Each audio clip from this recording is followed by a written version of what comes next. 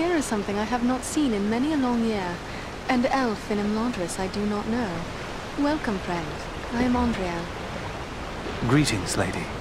I am Legolas, son of King Thranduil of the Woodland Realm in Mirkwood. Tell me about Mirkwood. Mirkwood is the greatest woodland in all of Middle-earth. It was called Greenwood the Great, before the shadow of Sauron fell over it. In ages past, it was a place of great beauty, but now it is filled with darkness and dread, save only in the north where my father's realm is maintained. What brought you on such a long and perilous journey? Unpleasant business. My father sent me to report the escape of Gollum, a creature Aragorn had entrusted to our care. What can you tell me about this Gollum? A pathetic creature who long held the Ring of Power. The evil of the ring has left him twisted and tormented. His only thought is to recover what was taken from him. How did Gollum escape your guard? Not from a lack of watchfulness, but perhaps from too much kindness. We occasionally allowed Gollum to go about the wood under close guard. But on one of these ventures, the guards were attacked by orcs from Dol Guldur. In the confusion, Gollum escaped. We followed his tracks southward for many leagues, until it drew near to Dol Guldur. There, it became too dangerous to pursue him any further. What is this place, Dol Guldur? A stronghold of the enemy in the south of Mirkwood. It was once the dwelling of the Dark Lord, until he was driven out in the year of the Dragon's Fall. But it has once again become a place of great evil. All the darkness that besets Mirkwood has its source in Dol Guldur. Will you be departing for your home soon? No. I have been chosen to represent Elvenkind among the Company of the Ring. I will be accompanying the halfling, Frodo Baggins, on his journey south. I wonder why it is that with so many elves in his own household to consider, Elrond chose to make you a member of the Fellowship. I asked for the privilege, and Elrond did not refuse me. I feel he may have been relieved not to lose any of his household to this quest. He will have need of all his strength, should the enemy move against Imladris. I am curious why you would volunteer for this. Partially to make amends for the loss of Gollum, but more so because this will be the final chapter in our long struggle against the darkness. And I wish to have a hand in our final victory. Or at least, to stand in the forefront of our last act of defiance. May Elbereth guide you in the days ahead, Legolas. And you as well, Andriel.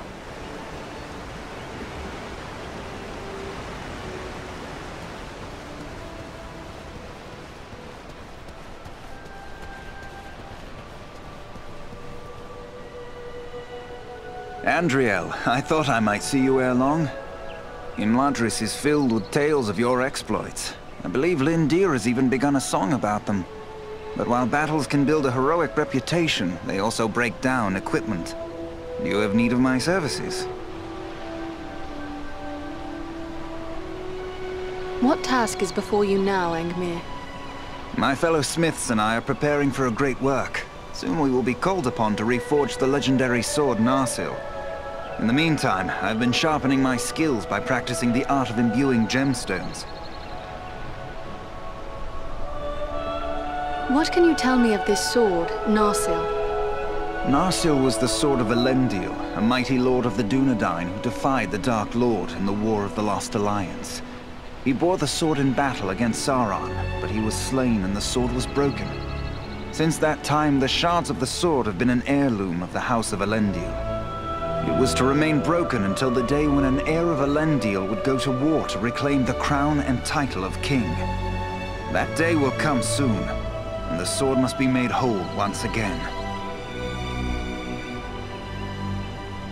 By imbuing, you mean the process of binding powers and virtues to an object? Yes, clearly you have a good understanding of this art. As you know, gemstones are very strong vessels for this process. Sadly, appropriate gemstones have become difficult to find. The growing trouble throughout the land keeps travelers away, and our own people are staying closer to home. Perhaps I can help you with that. I will be traveling soon. I would be pleased to have your help. I will provide you with a list of the types of gemstones that are of the greatest value to me. If you collect the stones, I am certain I could create something that you would find useful. But to be of use, the gemstones must be of the highest quality. Fortunately, we have as a guest a dwarf of the Lonely Mountain. Glóin is his name, and he is skilled in the appraisal of gems of all sorts. Once you have gathered the stones, allow him to examine them. He'll know if they are suitable.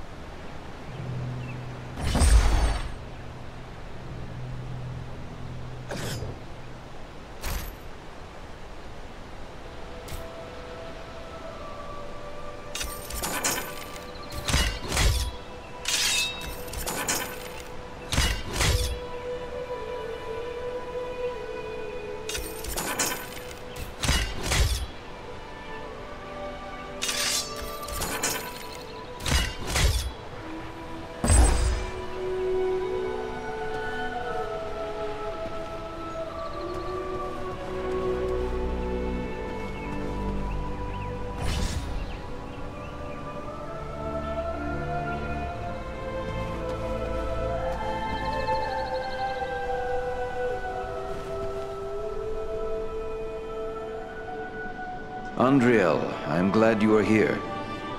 I hoped I would have the opportunity to speak with you privately before you left for the Ettenmoors.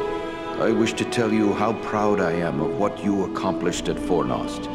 You have brought great honor to our household. Indeed, all of Imladris is singing your praises.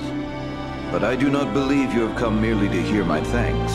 Do you have questions for me? I discovered this scroll at Fornost. It is tainted with evil, yet I thought it best you should see it. A wise decision. This is writ in the black speech of Mordor, a language I will not utter here. It is intended to instruct the reader in the use of dark sorceries. As repellent as these powers may be, could we not gain some advantage by making use of them ourselves? Consider carefully what you are saying, Andriel. Have I not taught you why such a course would be the path of folly? This, like all works of the enemy, is altogether evil. Any who make use of this, even from a desire to do good, will only be corrupted by it. Surely the ring has taught us that much. What can you tell me of the Black Speech? A language devised by Sauron when he desired a single tongue to be spoken by all who serve him. He had small luck introducing it to the scattered tribes of orcs and trolls, but it is still used by his highest-ranking servants.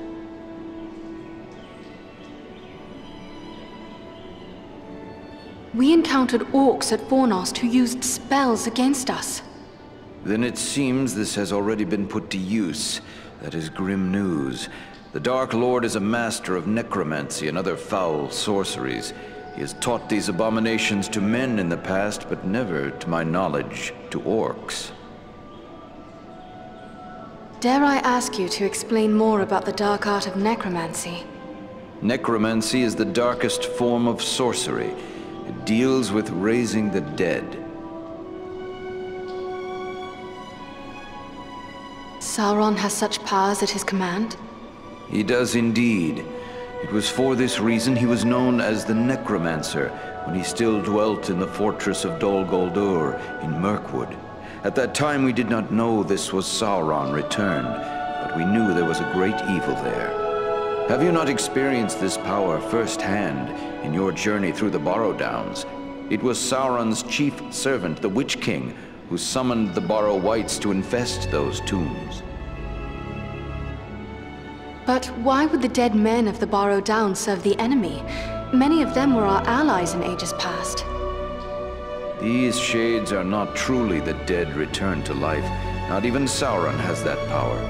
It is accomplished through the summoning of malignant spirits to inhabit the remains of the dead. It is a mockery of life, and the foulest form of desecration. Then it is good we captured this from the enemy before it could cause further harm. What will become of it? I will destroy this scroll at the very least. But wait, here I discover more. Listen to what is written herein. Scribed by the hand of Agandaur, disciple of the great Lord Sauron, for the empowerment of his servant Wulfrun and those others of his faithful who prove worthy. I will speak no more of these blasphemies, but it does say that this scroll is one of 7 such works. Who is this Wulfrun the scroll speaks of? I know not, but whoever he may be, he is certain to be deep in the sway of the Dark Lord, and very likely a powerful sorcerer in his own right. We must be watchful for any sign of his presence in the days ahead. 7 at one time, perhaps, but Agandaur may well have created many more such scrolls since this writing. Perhaps, but creating something of this nature is not a matter of simple scribing. Considerable preparation and effort is involved. We have reason to hope there are no more than 7. So 6 more remain. Perhaps we might capture them as well. That would be a great service to our cause. Should you recover them all, bring them to me, and I will ensure they are destroyed. I will be certain to do so. In the meantime, please accept this in appreciation for bringing this matter to my attention. Perhaps it will be of service to you in your travels. There is something else. I discovered this tome hidden amid the ruins of Fornost. Ah, now this is writing of an altogether more wholesome sort. This was not made by any minion of Sauron, but rather by the men of Arthedain, likely before the fall of Fornost. It is many a long year since Fornost fell into ruin. It is more than 1,000 years since the Witch King of Angmar conquered Fornost and brought about the end of the Dunedain kingdom of Arthedain. What a grim day it was. Tell me about this realm of Arthedain. Arthedain was the last fragment of the great northern kingdom of Arnor. The heirs of Isildur ruled as kings of Arthedain, until it too was destroyed by the enemy. Arthedain fell, but the line of kings was not extinguished. It is true Isildur's line has remained unbroken, but without a kingdom to rule, they have not claimed the title of king, and have been known simply as chieftains of the Dunedain. It is our friend Aragorn who currently bears that title, although he will be the last to do so. Either he will become a king, or Isildur's line will come to an end. Perhaps this tome is a record of those days long past. It appears to use the elvish characters as was common with those folk, but I can make little of it at a quick glance. Perhaps you can discover more. Indeed. It seems to be a personal journal. And here is a name inscribed. M-A-L. Why, this appears to be a work of Malbeth. Malbeth? Was he not a visionary of some sort? Many of the Dunedain race are gifted with foresight, but none more than Malbeth. He predicted the final destruction of the kingdom of Arthedain, which befell exactly as he had foretold. I will examine this work carefully. Who knows what other visions are here recorded? It may be that we will find something of value to us in this time of trouble. You did well in bringing this to me. Take this in way of thanks. Is there anything more you can tell me about this mission to the Etenmoors? Only that the Etenmoors are a dangerous place at the best of times. The danger will be that much greater if the orcs and trolls are being organized by an outside force. You and your friends will need to have your wits about you. Who could raise such a muster? Agandaur would be my first guess, but it could also be a strong orc chieftain, or perhaps an unusually cunning troll. At worst, one or more of the Nazgul may have made their way there, if any of their mounts survived the... Whatever may be happening there, you will know of it. Farewell, Master Elrond.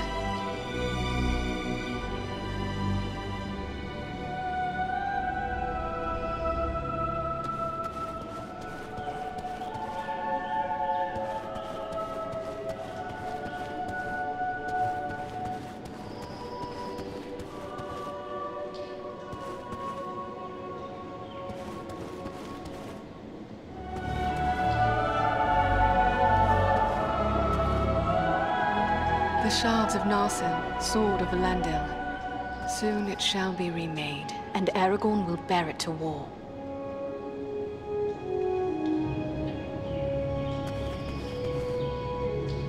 Greetings, Andriel. I am glad for the chance to speak with an old friend. Need keeps me away from Inladris, but my thoughts are often with those who dwell here. I gather you had never heard of Agandaur until these recent events. I had never heard nor dealt with Agandaur specifically, but I know his kind. Years ago I served in disguise in the armies of Gondor, where I contended with the corsairs of Umbar, who were often led by those akin to Agandaur. These black numenorians are a corrupt and wicked race. They worship Sauron as a god and seek the utter destruction of all who oppose him. I would like to know more about those chosen to be part of your fellowship. Who is it that interests you?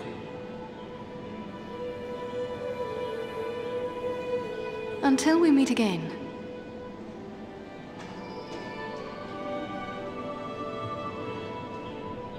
Greetings, Andriel. You have traveled a great deal. Is there anything you can tell me of the Etenwars? Only that it is a dangerous and unforgiving place. My own grandfather Alador was slain by trolls in the Etenwars. It is important we learn if the enemy is active in the moors, but we do not send you there lightly. Be on your guard at all times while you venture there. You go now to claim your rightful place as the King of Gondor. Above all, I go to help Frodo fulfill his quest. For unless the ring is destroyed, Gondor will soon fall. King or no king. Good luck to you.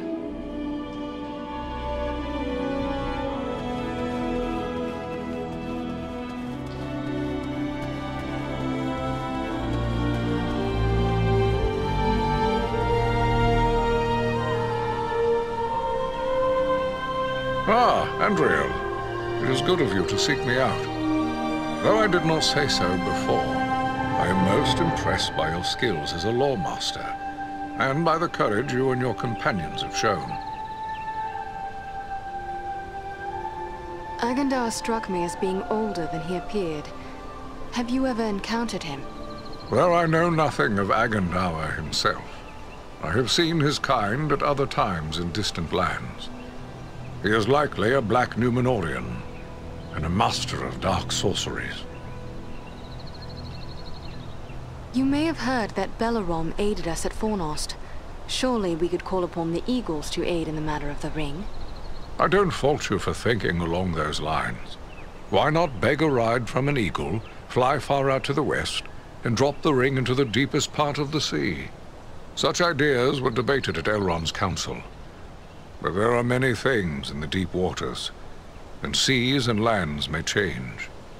We cannot think of our time alone. We must destroy this thing forever. Frodo weighs little. Mount him on an eagle and send them straight away to Mount Doom. Indeed. So simple as that. You think so mighty a creature as one of the great eagles could simply waft into Mordor and escape the eye that never sleeps? No. Not all the eagles of the Misty Mountains could stand against Sauron and the full power of his ringwraiths. It would be folly. Nor, for that matter, do the great eagles take orders from us. The Dunedain kingdom of Arnor fell long ago. There is nothing left in much of the north save ruins. Why would Sauron build a force here? Sauron seeks dominion over all of Middle-earth. His desire is to order all things as he sees fit. Even were these lands empty from here to the sea, still he would seek to control them. There is power in Rivendell that could stand against him when all others fall, for a time.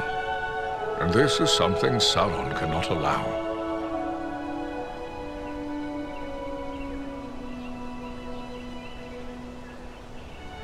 Of all those now threatened by the enemy, the Shire folk are the least able to defend themselves. Perhaps I am needed there. I believe Elrond has made his wishes clear, Andriel. He knows you are needed urgently elsewhere. With the flight of the ring in this direction, the enemy is looking this way, and has forgotten the Shire for now. For now. But eventually his eye will turn once again toward the Shire, as humble as it is. Hobbits as miserable slaves would please him far more than hobbits happy and free. And there is such a thing as malice and revenge. Sauron will leave the final devastation of the Shire to his servant Agandaur. And that is yet another reason why you must find him and put an end to his designs. In opposing Agandaur, you are defending the Shire. When we first arrived, you said you recently passed through the Etten walls. Is there more you can tell me? It is a rough and empty land, home to many trolls. I passed through with great haste, for I needed to reach Rivendell as quickly as I could. And yet you saw no sign of trolls? I saw neither trolls nor fresh signs of them, and that disturbs me more than encountering one. I doubt they've all packed up and left. Mindless brute creatures they may be, yet they can be used and driven to even greater wickedness by a strong enough hand. Agandaur could well be forming. You believe he is mustering the trolls for an attack? That is my fear. I would gladly be proven wrong, but my heart misgives me that somewhere in the Etten Moors, you will find them gathering and being prepared for war. We must know. Such a force could be sent against Rivendell, perhaps in hopes of capturing the ring. I will gather my friends and set out for the moors. We will see what we can learn.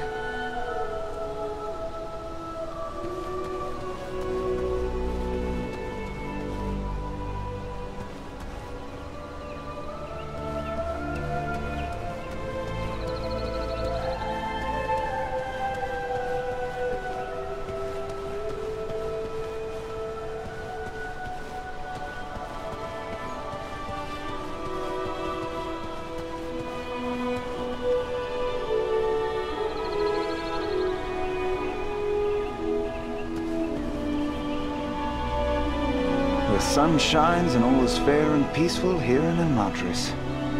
A far cry from the blood and dust of Fornost, is it not? The valor you showed there brings honor to all our folk. I'm only sorry you will have so little time here at home before setting out once more. How was it you happened to be at Fornost? You know how bitter is our hatred for the orcs since our mother's ordeal. We often ride far afield hunting them.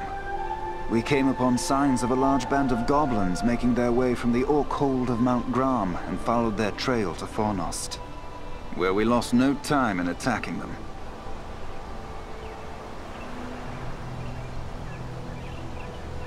Your mother is so rarely spoken of here. Will you tell me more of her? As you know, she has crossed the sea and departed Middle-earth. It is a bitter tale.